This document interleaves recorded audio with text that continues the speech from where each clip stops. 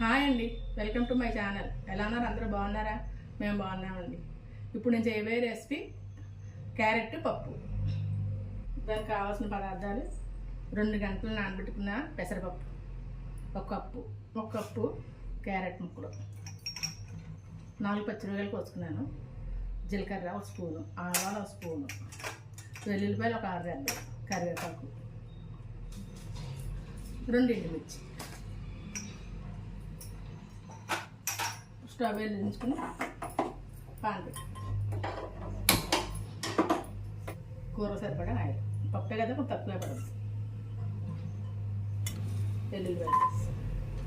వెల్లుల్లిపాయలు కొంచెం వేయక జీలకర్ర, ఆవాలు, ఎండుమిర్చి 2, ఎండుమిర్చి, కరివేపాకు చెట్టుపక్కల వేసుకుని దూరంగా ఉన్నాయి. మామూలుగా తోటలు అయితే పచ్చిమిర్చి కొంచెం వేగలేదా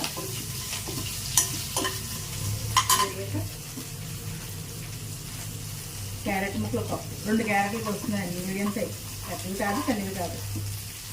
ఇది కొంచెం మగ్గాలి. మూత పెట్టుకుంది,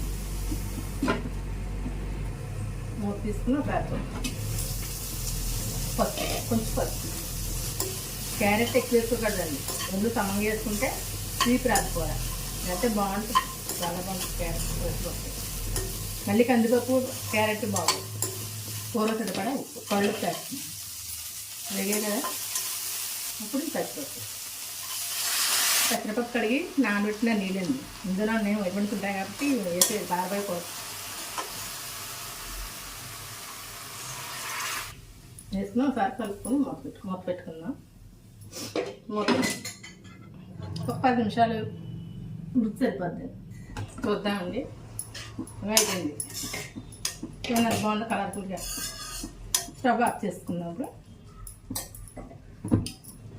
కొంచెం కొత్తిమీర వేసుకుని కలుపుకొని సర్వింగ్ బౌల్ తీసుకుని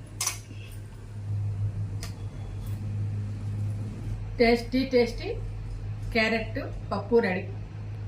నా వీడియో కనుక మీకు నచ్చినట్లయితే లైక్ చేయండి, షేర్ చేయండి, నా ఛానల్ని సబ్స్క్రైబ్ చేసుకోండి, పక్కనే ఉన్న బెల్ ఐకాన్ క్లిక్ చేయండి.